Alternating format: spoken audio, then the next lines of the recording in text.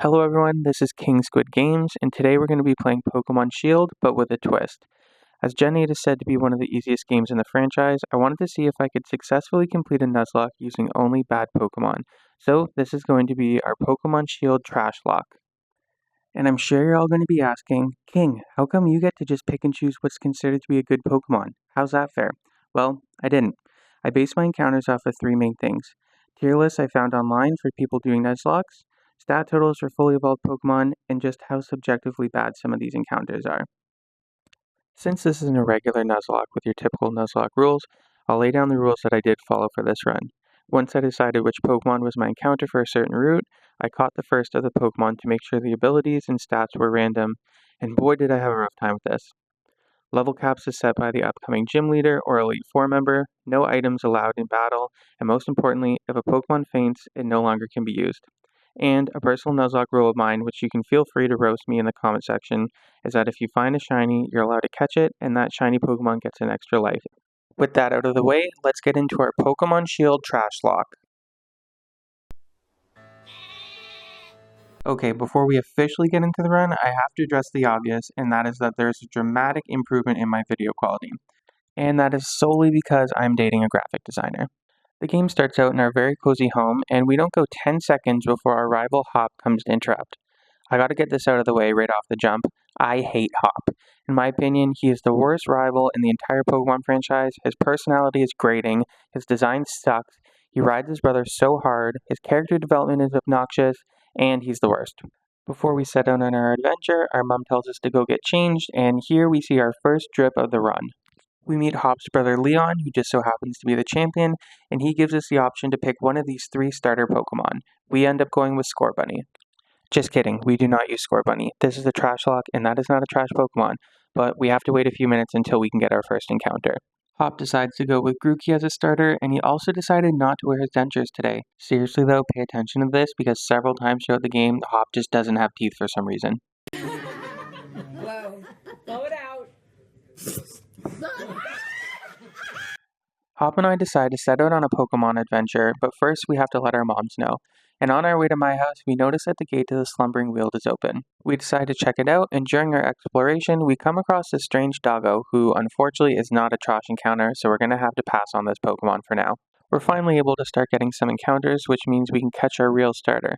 Since Hop technically has a Wooloo for a starter, we follow suit because he is also trash. We name her Rampage, and unfortunately, she has the first of many terrible natures this run, with defense down and special defense up. With Rampage on the team, we finally have our first real team member, and that means we can get rid of Scorbunny. But we're wasting no time collecting these trash bags, and our next encounter is a Nickit, who we nicknamed. And just like Rampage, What Does That also has a trash nature, with defense up and special attack down. We spend the next little while grinding our guys up a few levels to take on our first battle against Hop, and my god is this rough. We have two very weak Pokemon, and Hop has three slightly less weak Pokemon, so most of this battle is spent spamming moves to lower attack and defense, and honestly, I thought this was going to be a very early end to our run. We start off by spamming Hone Claws with Nickit until I think we do enough damage to take out Hop's Wooloo, but he keeps using Growl, which counteracts any stat boost we just worked towards, so it takes a few quick attacks until his Wooloo is toast. Right away, his Grookey almost demos What Does That, but luckily I have her holding an Oran Berry to regain some health. We use a few more quick attacks until we wouldn't be able to survive another hit before we switch into Rampage. After 3 tackles, we take down Hop's starter, and we're left with his last Pokemon, and probably as scariest, a friggin' Rookidee. Because Rampage just got hit with so many Growls, she's not able to do much damage to this bird. So we return the favor and get off some Growls of our own, so the Rookidee can't hurt What Does That when we make our switch. We get off one quick attack before we have to switch again, which means Rampage has her full attack back. And after a final tackle, we beat Hop in what has become one of the most frustrating battles I have ever been a part of. Hop seems to take this defeat pretty hard, so we decide to check in on him and see how he's doing. Are you alright, man? I think so. How about now? As a reward for kicking Hop's ass, Professor Magnolia gives us the latest Apple Watch, which means we are finally able to go to the wild area and get some slightly less awful members for the team. Before Hop and I take off on our train, we're stopped by our moms, and does anyone else think these two are more than just friends? Lesbian rights! Hello! Lesbians! A little known fact for you guys watching, my name is King, and my dog's name is Squid, and he was actually the inspiration for one of this generation's legendary Pokemon. Sydney. That's quite the stick. Oh my god. Our next encounter comes to us while we're shaking a few trees, and we find ourselves a Cherubi. I've never used one before, and I'm actually quite excited to add Cherry 3.14 to the team. And to my surprise, he actually doesn't have an awful nature, with special defense up and speed down. Before we get into some real storyline of this game, we quickly change into a nicer outfit before we head to Motostoke Stadium to start our gym challenge. Jenny has an abundance of awful characters, so here we have our first run-in with Bidet, who I always thought was a girl, but was pointed out to me by my boyfriend is actually a dude. We're asked to pick a number for our gym challenge jerseys, and I decided to go with 7, because that's the number of subscribers I have at the time of recording. Isn't that sad? How about you subscribe to make me feel better? But seriously, filming and editing these videos is a lot while working 40 hours a week, but I've been having so much fun and I can't wait to see where this channel goes. We go next door to check into our hotel and we have our first run-in with Team Yell. I'd say they're less of a rival team and more of Sims for Marnie, who we meet shortly. And can we blame them? Marnie's kind of a bad bitch. On our way over to the ceremony, we run into this gorgeous specimen. You know him, you love him, the whole internet thirsts over him. It is the ball guy. Back to the video. We get this absolutely sweet introduction to the gym leaders for the Galar region, and spoiler alert, they are no joke, especially with the team we end up using for this run. And it is time to finally make our way to the first gym, which feels like a long time coming, but that's Gen 8 for you. On our way, we catch the most fitting encounter for this Trashlocke, Trubbish, and we nickname her Trashly. Trashly also has a not ideal nature with attack down and speed up. Once inside the Galar mines, we come across what people claim to be one of the worst encounters of this game, a Woobat. We catch him and name him Nosferatu, and this turd has an adamant nature, so instantly he becomes the best member of our team. Woobat is one of those Pokemon that evolves through friendship, so immediately we go on the hunt for some friendship-boosting berries. We play a bit of fetch, shake a couple more trees, and then we can finally evolve Woobat into Swoobat. This is going to be extremely useful for the first gym. Slightly less useful, but still a good member of the team, we evolved What Does The into a Thievul, which people seem to hate this thing, but I think it's pretty cool. We make our way through the mines, and as we're almost in the clear, Bidet is waiting for us, and I'm not sure if this guy is even our rival, but my god is he insufferable. Bidet starts with Solosis, and we definitely overestimate what Nosferatu can do because we struggle here after getting hit with an Endeavor. But after a few gusts and confusion, we take it down. We switch into Rampage, who takes out Hatena very easily with only 2 facades. Bidet sends out his final Pokemon Gothita, and What Does The takes this thing out with no problem with 2 Snarls, which means we stomp this loser for the first time.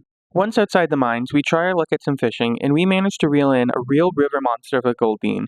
Ding-a-ling-a-ling. We catch this beauty, and we nickname him Gaydeen, Gaydeen, Gaydeen, Gaydeen.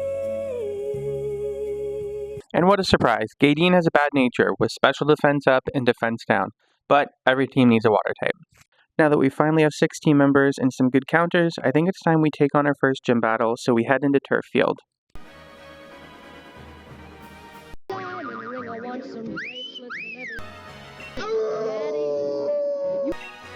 You better get the best man. Won't I look swelling? Hey! I want the Empire. You better get the best.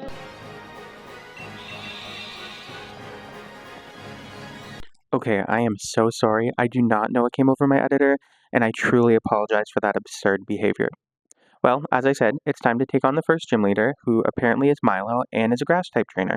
All of these gym challenges, and I'm saying that with air quotes, are extremely easy, but this is one of the biggest struggles of my life. I didn't want to have to battle the trainers because I didn't want to be overleveled, so I hope you enjoy how embarrassing this was for me. The first gym is never usually a problem, and that is the case with Milo. He starts off with Gossifleur, and we use Trashly to set up 2 sets of Toxic Spikes so his Eldegoss will come out and get badly poisoned right away, which honestly isn't necessary. No matter, we're able to take down the Gossifleur with just 2 sledges. We switch into Nosferatu, and Milo's ace is Eldegoss, which, as I said earlier, is badly poisoned thanks to Trashly. As this is a gym battle, we get to see how Dynamaxing works, which is pretty cool. Color. We're gonna go in here at the bottom.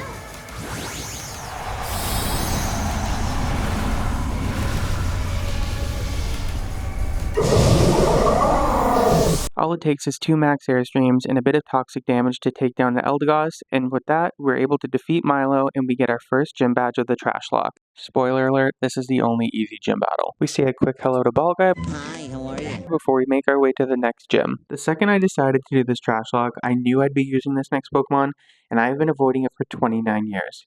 I'd say Wobbuffet falls into the category as one of those gimmick type Pokemon, but in my adulthood, I've learned that this thing is an absolute menace when you're playing a Nuzlocke. But I'm excited to use her, so we add Miranda Sings to the team. Hey guys, it's me, Miranda. If you're like me and have never used a Wobbuffet before, here's a rundown. This thing can attack, but it has the moves Counter and Mirror Coat. If you're hit with a physical move and you use Counter, you'll do double the damage you took. And if you're hit with a special move and use Mirror Coat, you'll also do double the damage you took. A bit of a gamble, but Wobbuffet does pack a punch. So I use the Team Yell battles here to get a bit of practice in with Miranda Sings. And as a reward for beating these 2 Team Yell grunts, this random nurse gives us a bike. Oh boy, look who we get to talk to. Shut your fucking mouth!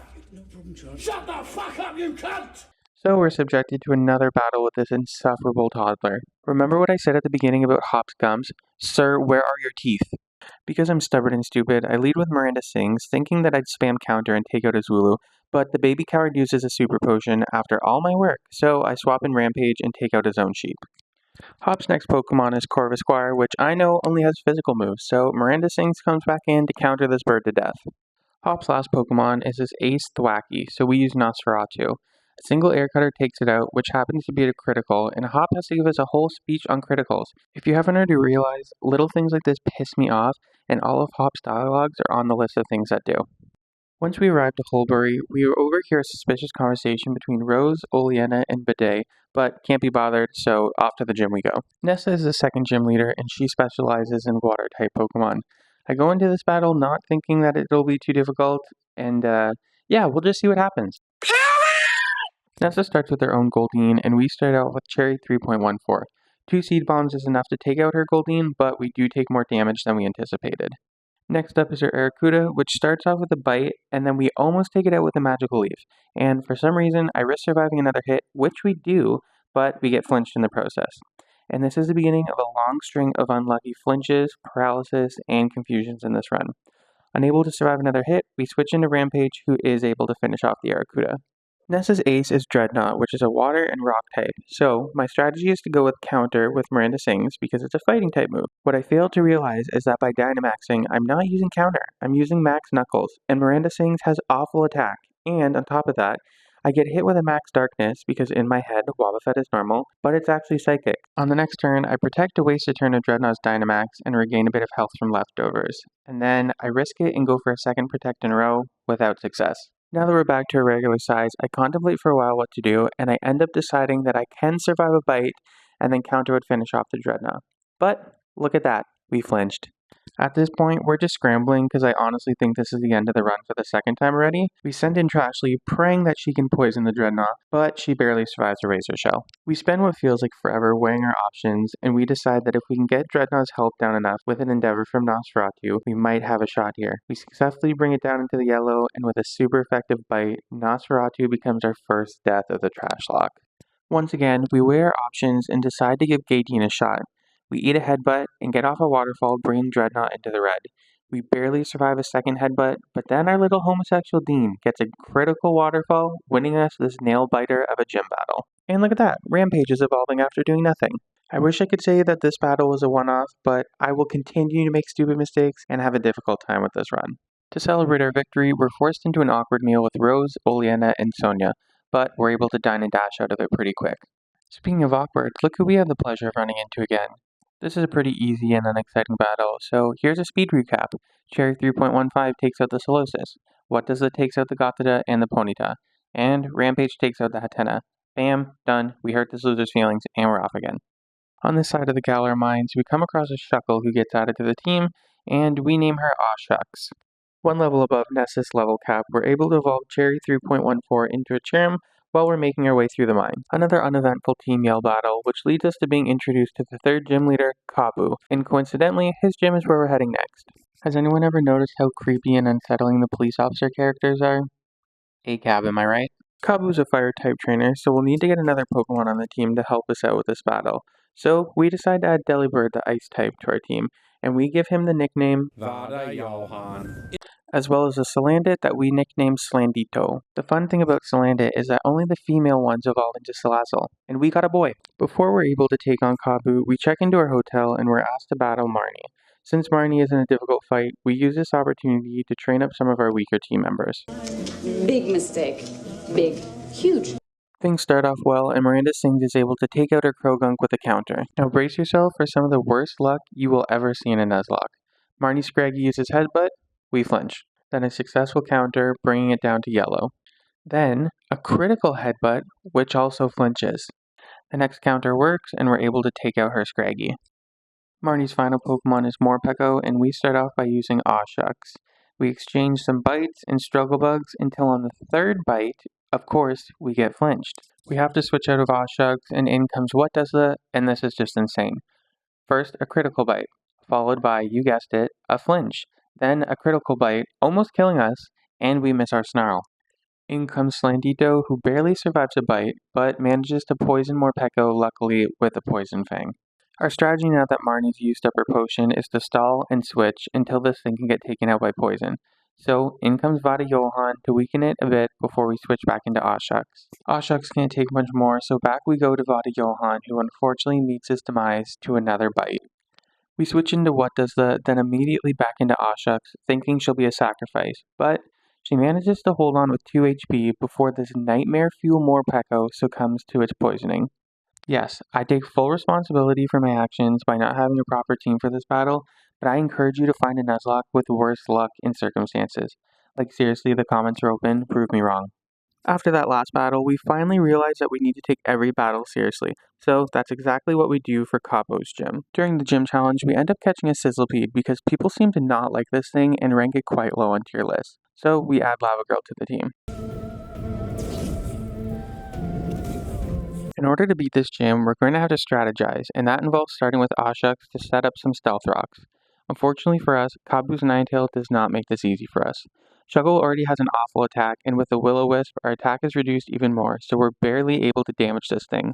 Next, we get stuck in a Fire Spin, which means we can no longer switch out, and at the end of every turn, we're taking damage from our burn as well as Fire Spin. We try and stall out the Fire Spin by using Protect and trying to chip away at Ninetale's health until we're brought down to 5 HP before we're freed and able to switch. Aw Shucks served her purpose of setting up Stealth Rocks, but I did not want to lose a Pokemon straight away in this battle. Since Ninetales only has special moves, we send in Miranda Sings to chip away at its health with Miracle, but of course this thing traps us in a Fire Spin and burns us with Will-O-Wisp before we're finally able to take out Cabo's first Pokemon. His next Pokemon is Arcanine, which takes some Stealth Rock damage on the switch-in, but lowers Rampage's attack with its ability Intimidate. Our first Facade doesn't do too much damage, but we get burnt by Flame Wheel, which makes Facade double in power, and we're able to take out the Arcanine. Kabu's ace and final Pokemon is Centiskorch, and because this thing is 4 times weak to Rock, it loses half of its HP on the switch-in from Stealth Rock. It doesn't seem very fair that our only Water type doesn't get used against the Fire Gym, so we switch into Gaydeen. 1 Max Geyser is all it takes to finish off Centiskorch, securing us our 3rd gym badge. After the last 2 big battles we had, it feels pretty good not to lose any Pokemon here. Alistair the Ghost-type trainer is our next gym leader, so we add a few new members to the team to help us out with this battle. First is a Liepard we call Putty-Tat. I thought I saw a Putty-Tat. And a Diggersby we name Lola. Hi, my name is Lola Bunny. Lola? And before we head off towards the next gym, we make a quick shopping trip to change our outfit. Chairman Rose wants to meet with us to make sure that we're aware that the Hammerlock Stadium is also a power plant, and I feel like this might be some foreshadowing. Then we're forced to hear Sonia critique some art that we're just not that interested in. During another very easy Team Yell battle, our pal Gaydeen finally evolves into Seeking before we get one hell of a jump scare from Opal. Okay, we need to discuss Beauty Anita, who part-time hangs out on Route 6 and also resides over the pits of hell.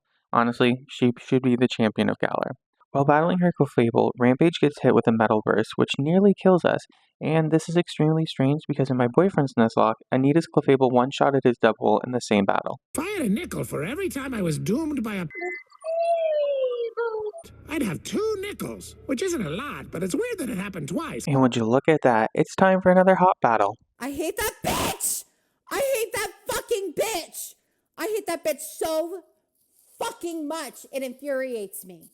For the next couple hot battles, he really shuffles his team up after getting stomped by me and Bidet repeatedly, so his first Pokemon is Cramorant, which Rampage takes out with a Facade. His Silicobra goes down to a single magical lead from Cherry 3.14, Lola takes out his Toxel with a Stomping Tantrum, and Trashley takes care of his precious Thwackey with 2 Sludge Bombs.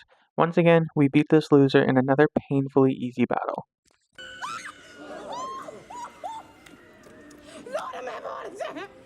With all these jump scares, it's fitting that it's time for us to take on Alistair's Ghost Gym, and during the challenge we evolve our mascot Trashley into Garbodor. As I mentioned, Alistair specializes in Ghost-type Pokemon, which isn't too bad for us since we have 2 Dark types and a normal which resists a lot of his attacks. What does that takes out his Yamask with no problem before he switches into Mimikyu. Because Mimikyu has the ability to disguise, we go with a Rock Blast to counter this, as well as get some added damage, but wouldn't you know it, we miss. Our second attempt hits, and after 2 more Sludge Bombs, we take out his Mimikyu. Next up is Cursla, which loses half of its own health to a Curse, then we do the other half with the Sucker Punch, and this leads us into Alistair's ace, Gengar. For being such a scary Pokemon, this Gengar isn't much of a threat to Lola. She resists Ghost-type moves, and as a Ground type, she's super effective against Poison. All it takes is 2 Max Quakes to take down Alistair's last Pokemon and gaining us our 4th gym badge. This marks the halfway point in our gym challenge, and with only 2 losses and some reliable team members, I'd say we're doing pretty well. Immediately after exiting the gym, we run into Sonia and her Yamper before we hear some commotion, which turns out to be Bidet. You are gay! Bidet is trying to destroy some historic murals, so the only reasonable way to stop him is to beat him in a battle. Whatdosa takes out his Dewotion and Hatchrim, then Rampage takes out his Ponyta and Gothorita. After trying to destroy the mural... You said mural. No, I didn't. Yes, you did. You said mural. I heard it. Chairman Rose disqualifies Bidet from the gym challenge. Then the art piece crumbles, revealing a statue of Squid and some other Pokemon. Then Sonia has a vision. And this glimpse into the future shows us catching a Galarian Ponyta that we nickname Brony. Since there isn't much between the 4th and 5th gym, we're already ready to take on Opal. Fuck off. I can't even look at Marnie after our last battle, so it's on to the gym challenge. Uggo here specializes in Fairy-type Pokemon, and she starts off with Galarian Weezing, and we go with Brony. Our first Psybeam does about 2/3, and wouldn't you know it, we get poisoned from a Sludge. Opal does this annoying thing, but I guess kind of useful, where she asks questions, and depending on your answer, you get a stat boost or a stat drop. Not super useful here, but we take out our Weezing on our next turn. Out next is our Mawile that immediately drops our attack with its ability Intimidate, and it keeps setting up Iron Defense. So after 3 Bulldozes and a Dig, we take out this thing. Opal's third Pokemon is one of my favorites, Togekiss. A Sludge Bomb almost takes it down, and then Opal asks us how old she is, and it takes everything in my power not to say ancient, but after a second Sludge Bomb, we're on to her ace Pokemon, Alchemy. I figured this would be a good time to break out Slandito, as Fairy is really bad against Poison and Fire types. So for the Wow, didn't expect to swallow a fly while recording, but my apologies. I'm sure that's not great for headphone users. But yeah, back to the battle. For the next 3 turns, we exchange Max Oozes and G-Max Finales until her Alchemy goes down and we earn our 5th badge from Opal.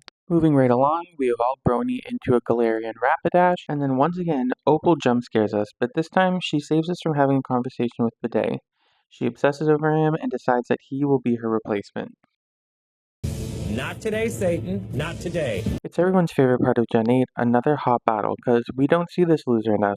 He starts off with a Trevenant for whatever reason, which gets taken out by Slandito. In my opinion, his best Pokemon is up next, which is Snorlax. So, as usual, we send out Mare into Sings to take it out with Counter. But, wouldn't you know it, she gets paralyzed. Rampage gets switched in and takes out this Chungus with 2 double kicks, so technically 4 kicks. I cannot tell you why, but Hop sends out a Heatmore that gets one-shotted from a waterfall by Gaydeen.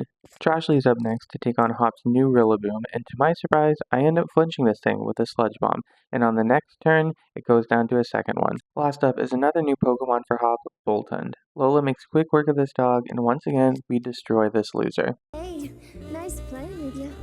On our way to the 6th gym, we catch ourselves a new encounter, which is a Phalanx that we nickname Fazelda.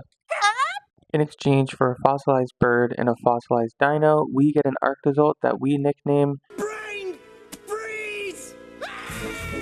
Unfortunately for us, Martin Solrock is a Pokemon Sword exclusive, so we're forced to catch this Lunatone that we nickname Not Martin. I am confusion. I then spend the next several hours doing some max raid dens to collect some XP candies and see what TMs we can find.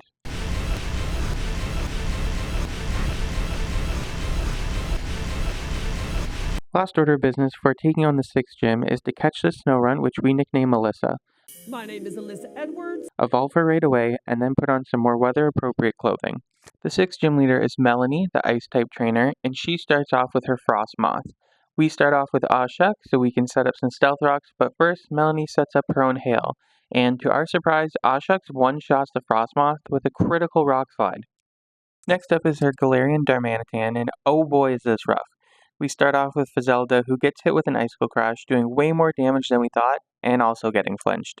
We switch into Miranda Sings to see if she can take out this beast, but once again, Icicle Crash does more than anticipated, so another switch out. Slendido is up next, hoping to survive at least one attack so we can finally do some damage, and wouldn't you know it, we get flinched. Somehow, on the next turn, Slendido survives with 13 HP, and we get off an Incinerate, almost taking this thing out, but not before we activate its ability, Zen Mode. Unsure of what to do here, I weigh my options for quite a while before I make the decision that Slendido has done all that he can do in this run, and he's sacrificed to the Darmanitan.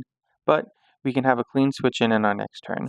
Our best shot is to send out Fizelda, hoping we can outspeed the Darmanitan, but with a heavy heart, we prepare for another Icicle Crash. Psych! That's the wrong number! Somehow, we avoid the attack and take out this monster with a Brick Break. Melanie's Ice Cube is fairly uneventful and goes down to a few Psychics from Not Martin. This leads us into her ace, Lapras. Although this thing is tanky, it's no match for Brain Freeze, and with 2 Max Lightnings, we defeat Melanie and earn ourselves the 6th gym badge. Unfortunately, this marks our 3rd loss of the run, but hey, we're still doing pretty well in my opinion. We're barely outside of the gym before friggin' Sonia suggests we battle Hop again. Am I wrong, or does this seem to happen every 5 minutes? Speed run of this battle. Fizelda takes out the double. Alyssa freezes the Corviknight, then Brain Freeze takes it out with a Thunderbolt. Trashlocke takes out the Rillaboom with a Sludge Bomb. Like always, Miranda Sings takes out a Snorlax with Counter. And Lola is actually not able to take out the Pincurchin with a high horsepower, but luckily for us, it's hailing. So, once again, we stomp this loser.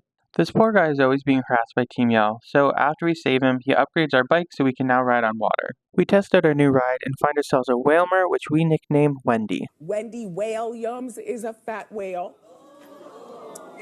As well as a Morpeko, which we nickname Les Pika.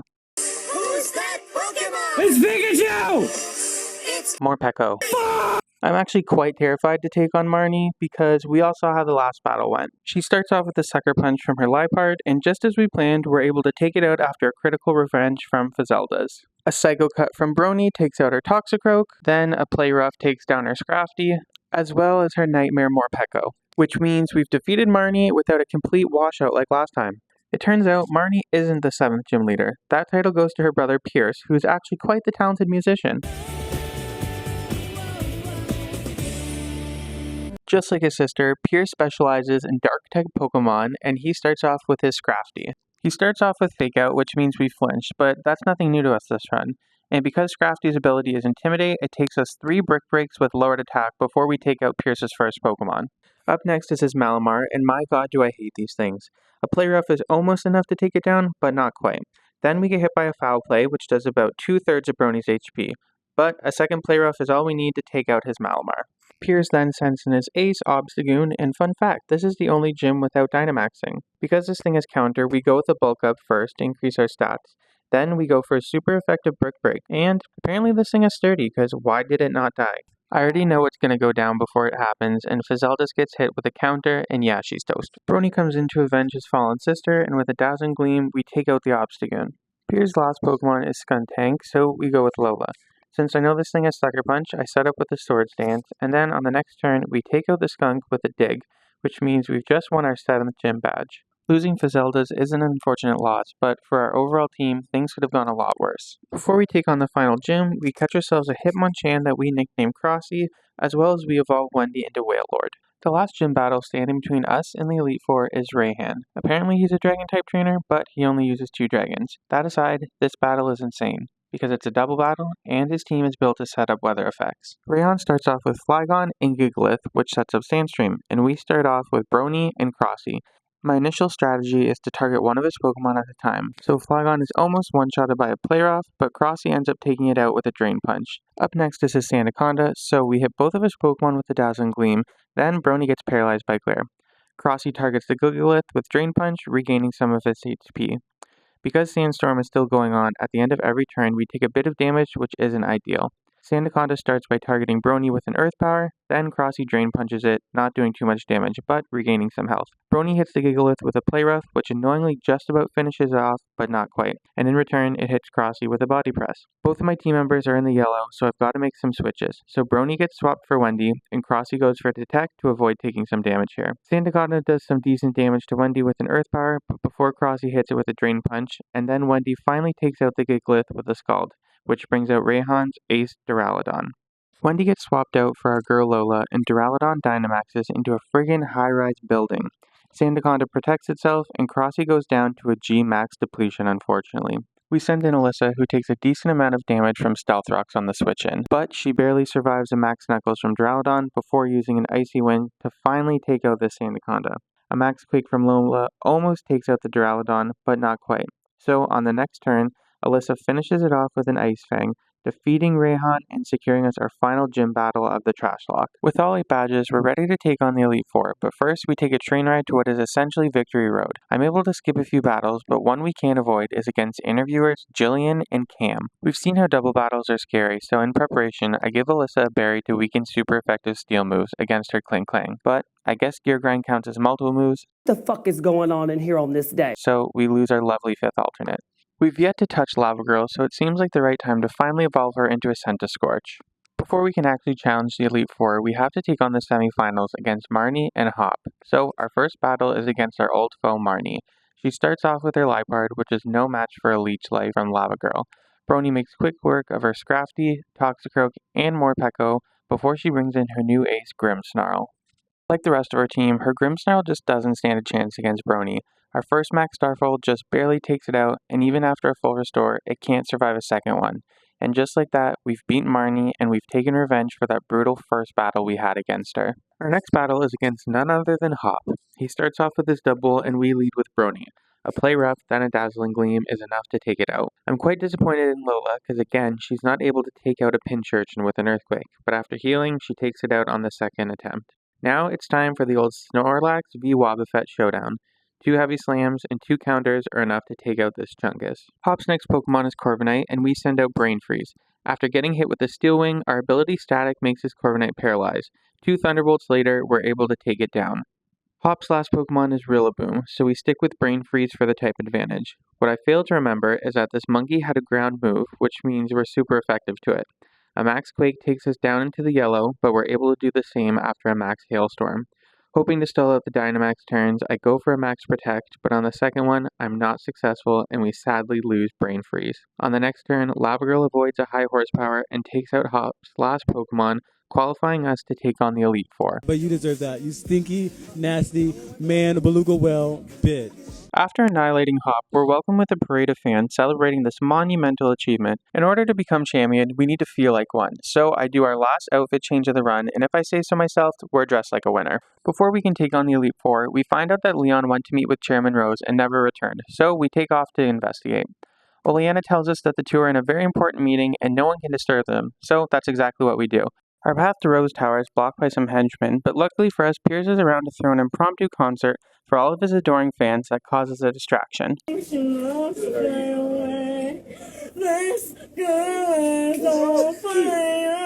My gosh, can that guy sing? But we don't have much time to enjoy because Oleana and her forehead challenge us to a battle. She is a full team of sexy lady Pokemon, and here's a speedrun of how it goes.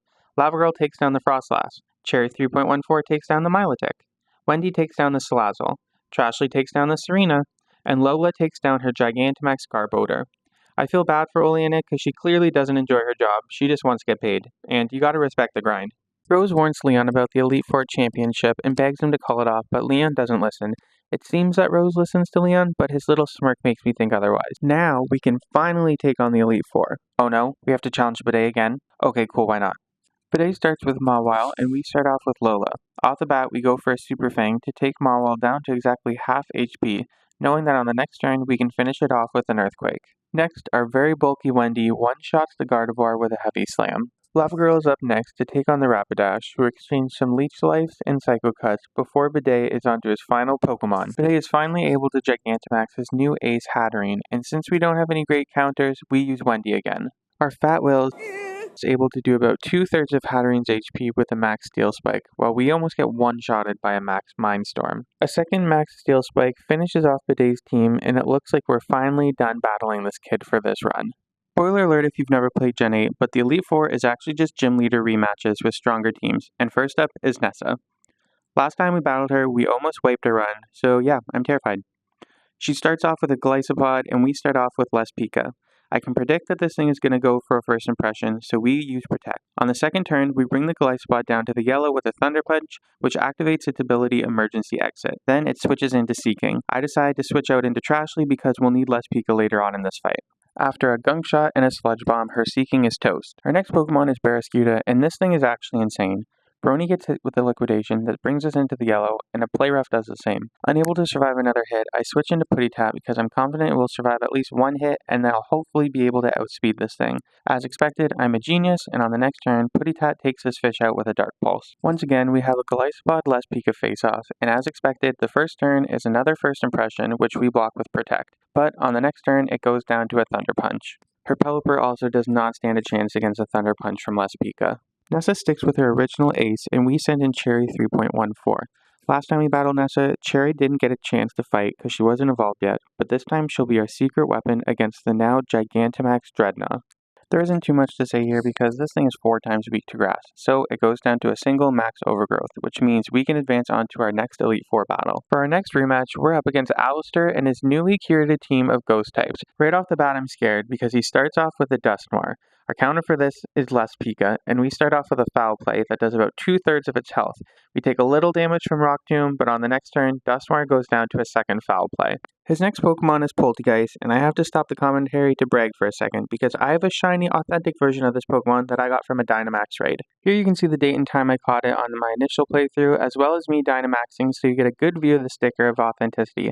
Odds of this shiny are 1 in 49,600, so this is definitely my most rare Pokemon to date. And back to the video. A Foul Play brings the Teapot down to the red, but we get hit with a Giga Drain that does way more damage than we thought, so we switch into Trashlocke. She gets hit with a critical Shadow Ball that brings us down to 40 HP, but we finish off the non-shiny authentic Poltegeist with a Stomping Tantrum. Cursula is up next, and what you guys didn't see during this battle is that Les Pika finally learned its signature move, Aura Wheel.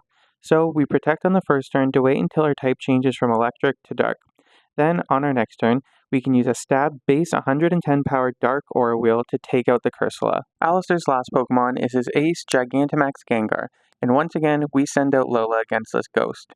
We get hit with a Max Darkness that doesn't do too much damage, and we repay the favor with a Max Quake, which nearly takes this thing down.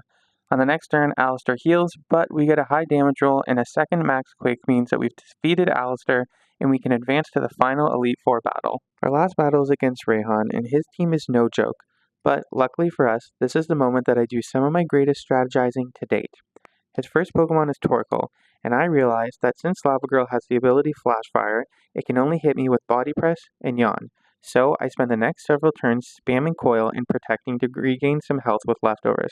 My hope is that after I've raised my attack high enough, I'll be able to one-shot all of Rayhan's Pokemon. Plus, any of the HP that I do lose, I can regain with Leech Life. His Torkoal goes down to 2 Leech Lives, Goodra goes down to 1, Turtonator survives 1, then sets up Sunny Day for some reason, heals, then goes down to 2 more Leech Lives. Flygon sets up Sandstorm before going down to a single Leech Life, which means all that's left is Rayhan's Gigantamax Duraludon. Lava Girl tanks a 4 times super effective Max Rocks Fall, only because of all those coils, and a single Max Flare means we've defeated the Elite Four, and all we have left in this run is to defeat the champion. Yeah, unfortunately that's not true, and we're not quite done with this Trashlocke. Our battle against Leon is interrupted by Chairman Rose, who releases a bunch of Dynamax energy, just barely murdering us.